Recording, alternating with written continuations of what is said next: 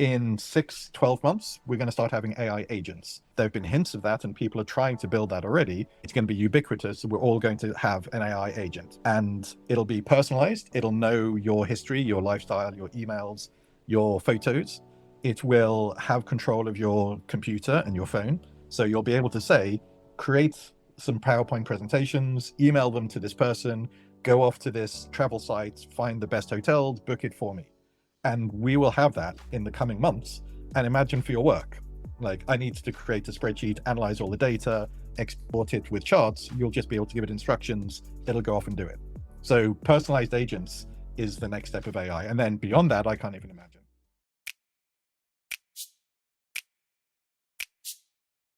Welcome to the Social Media Takeaway. I'm your host, Louise McDonnell, and today I'm speaking to Claude Schneider about using AI and social media to grow your business.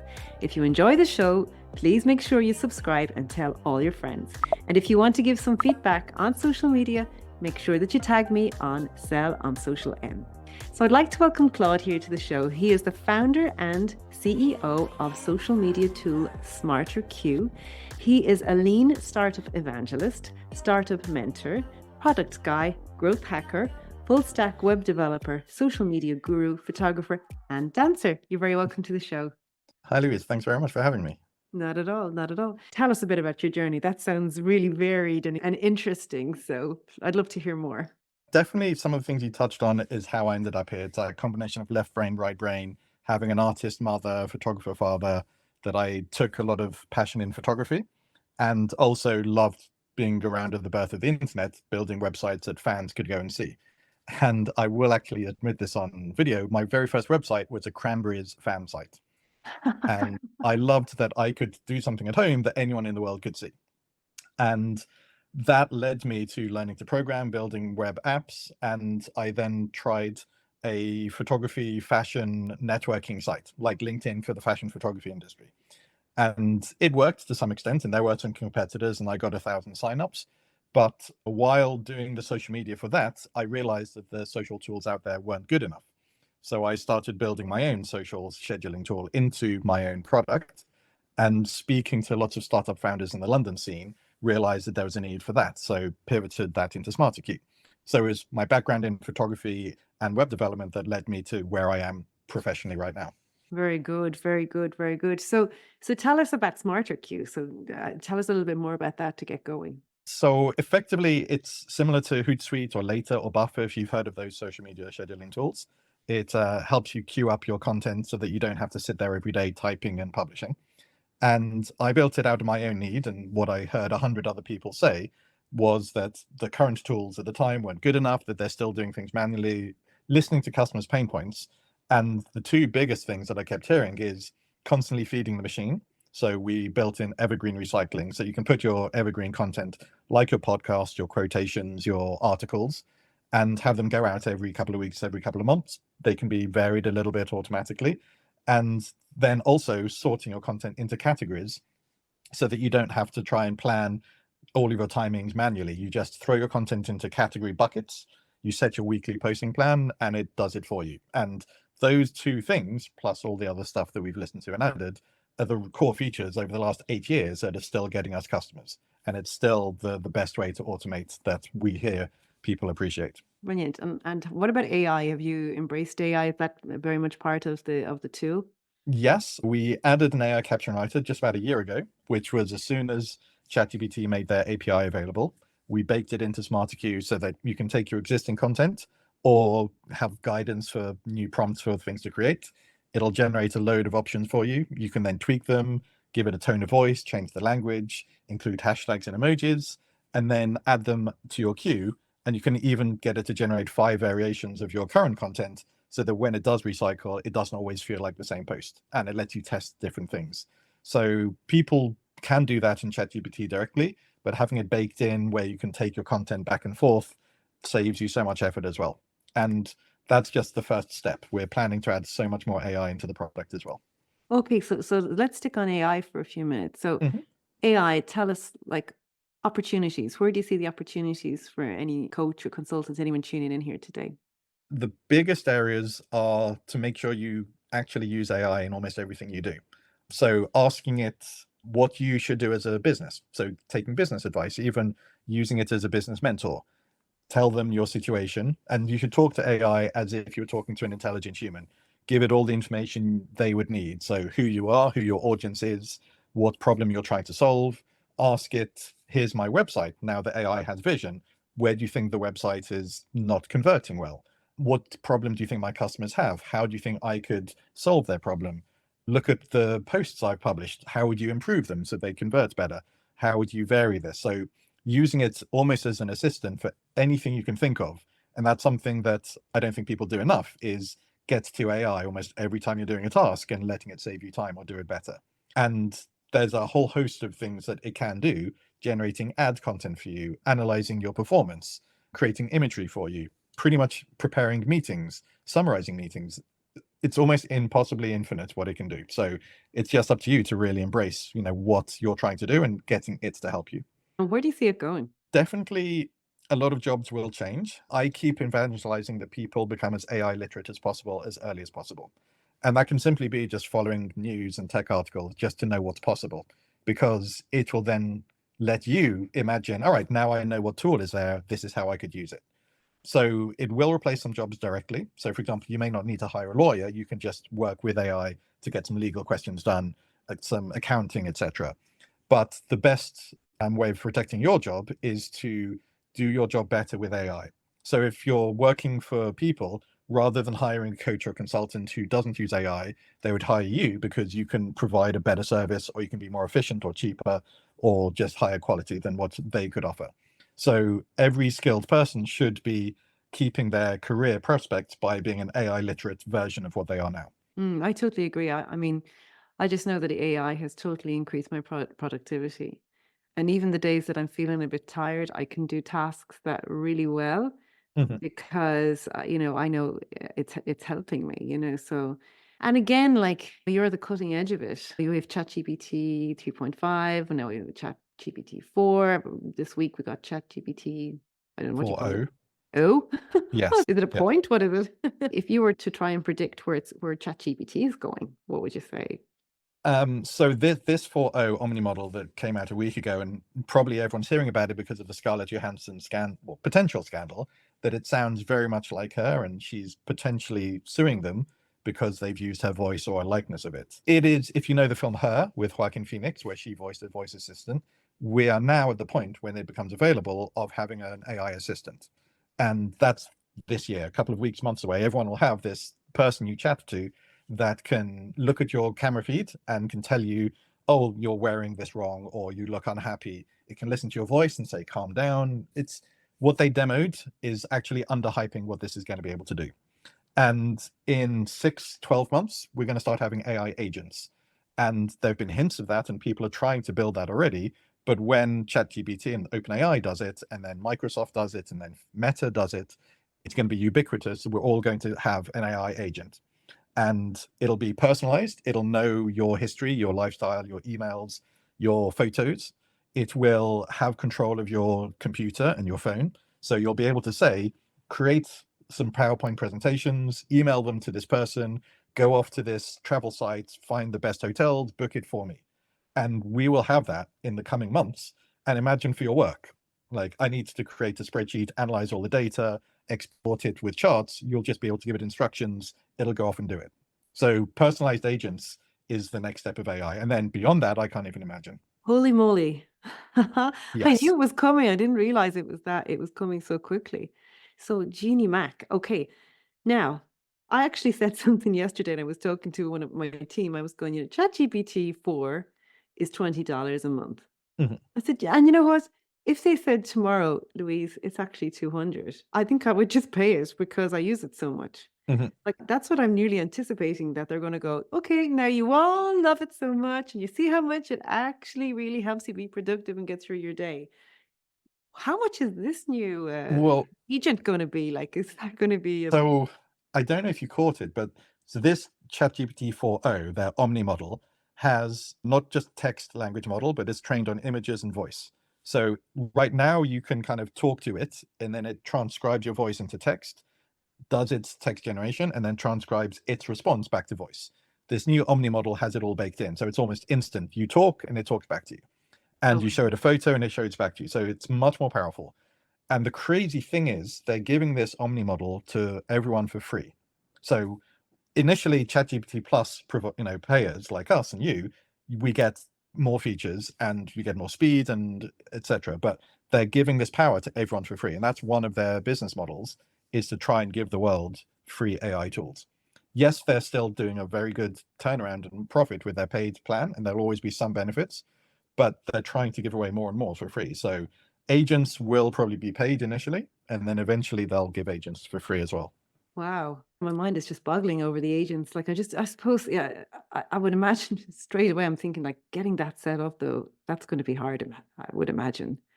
So, or not. I don't know. What do you think? But for you to set up an agent or for them to figure it out? Yeah, for me to figure out how to set it up. So again, Microsoft had a huge announcement. So 2 weeks ago, it was OpenAI. Then the next day, Google showed off what they're doing.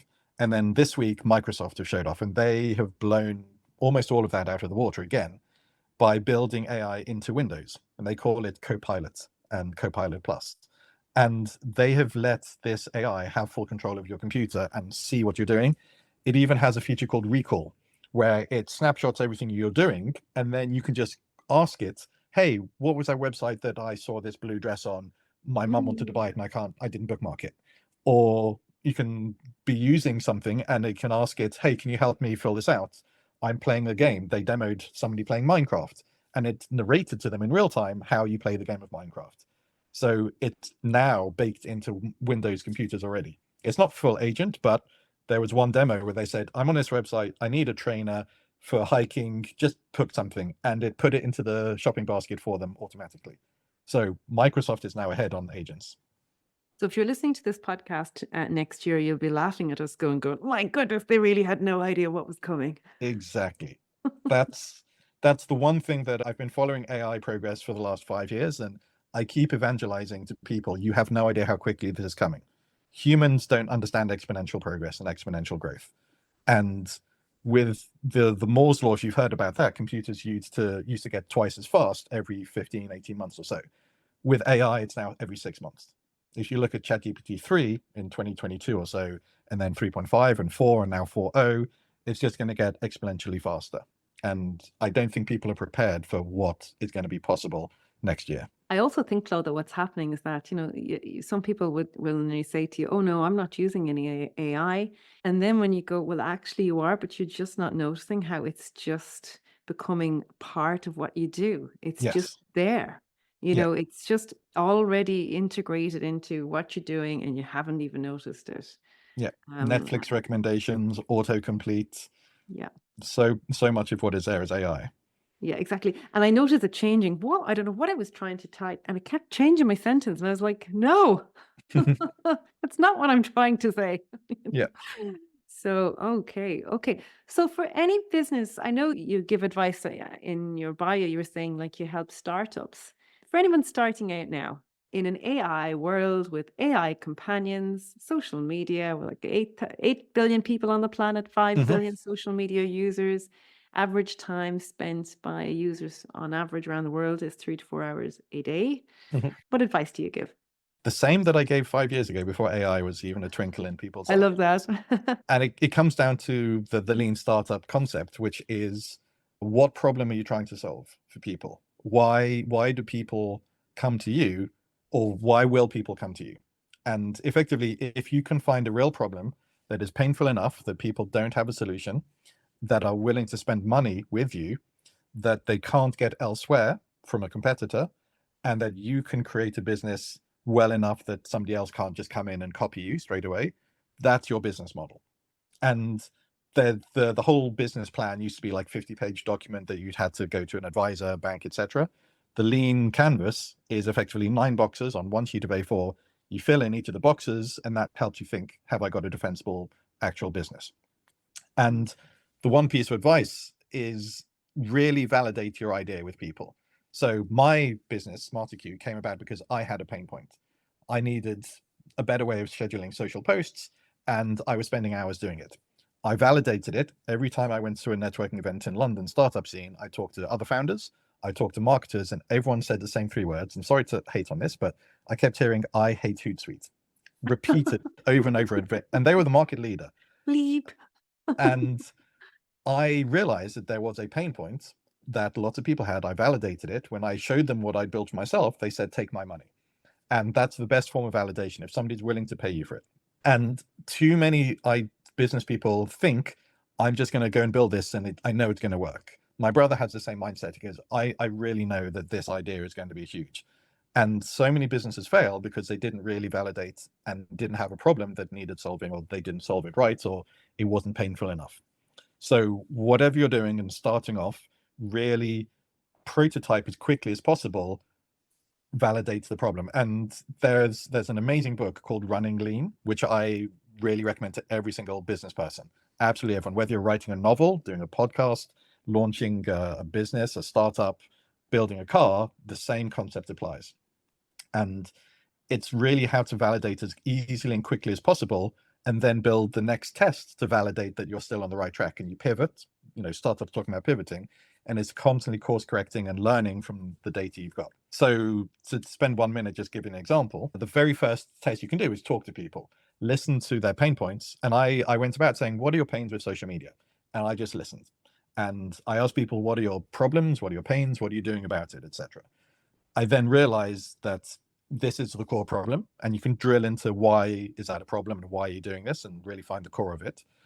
And then you come up with an idea and you can sketch it to people, real rough wireframe, just a kind of hand-drawn picture, or just a prototype. And you put it in front of people and you say, would this solve your problem?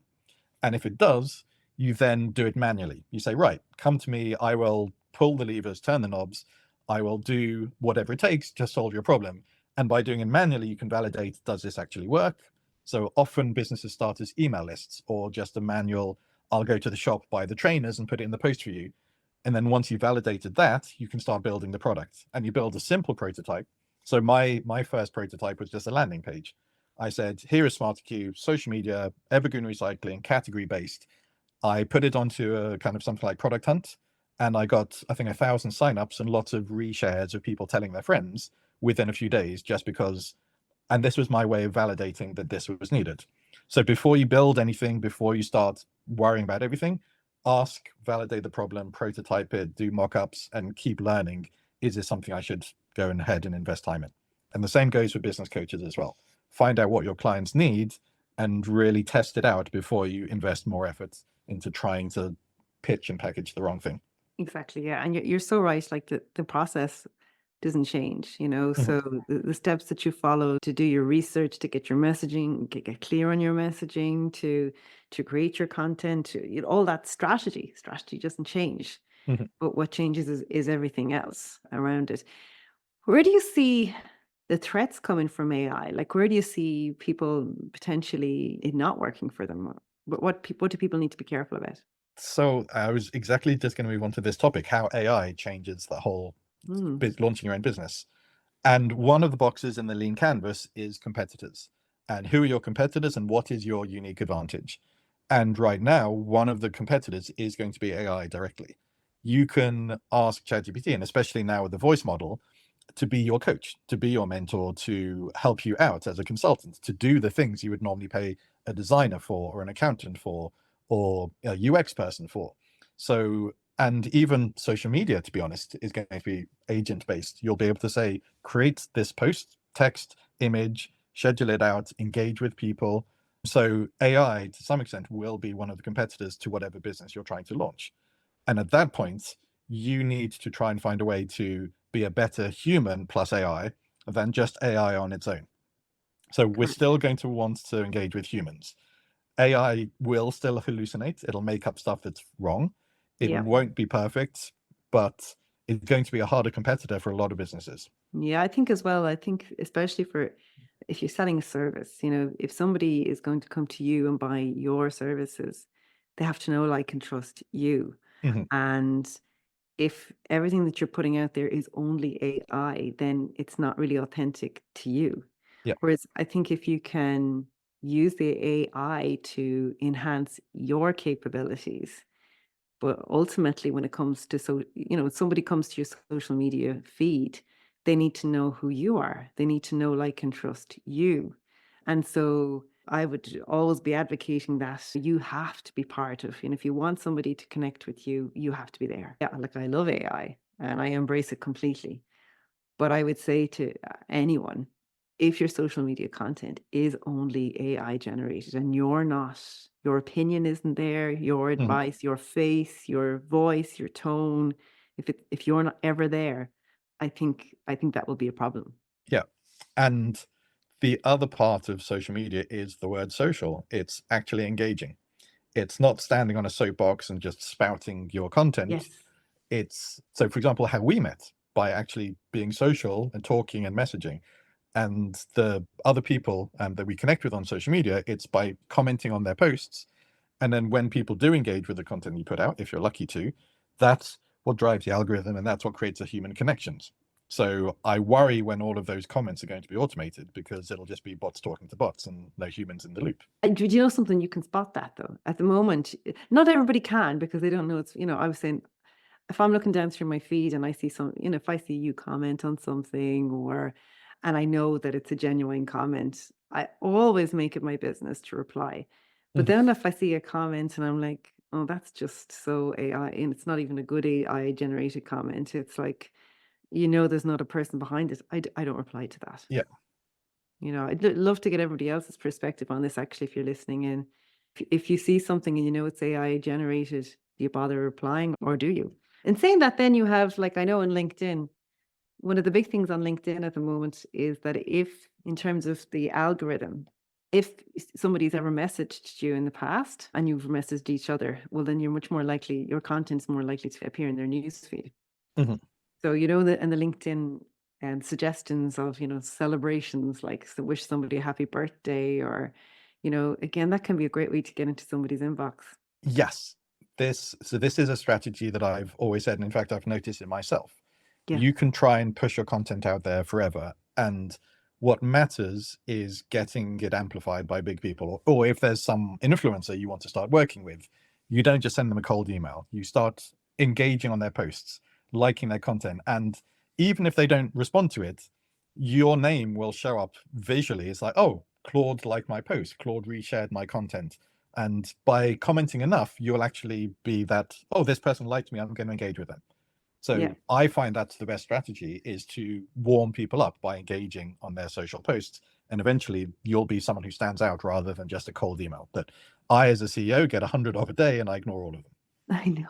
I know. I wish I could put a sign on my LinkedIn, please. If you don't know me, please don't just pitch to me in the first, hello, how are you doing? This is what I sell. It just Yeah. drives me crazy. Okay. You were saying, what is the quickest test you can do to confirm if what you're doing is the right thing?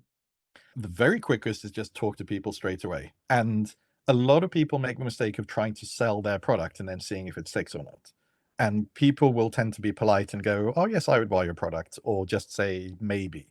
But what you really need to find out is what is the core problem that people have. And if you can get to the nub of that just by speaking or putting up a landing page or putting a post out and seeing how many people bite, like, going fishing, if you put out the wrong bait and fish don't bite, the bait is wrong. So either talk to people first and find out the core problem, and then once you've got something that you think will solve that problem, put it out there and validate that people actually will click. And getting followers is great. Getting their email address is even better. Getting them to pay a deposit, like Kickstarter. Kickstarter is a great way not just of funding the product, but actually validating, is it worth it?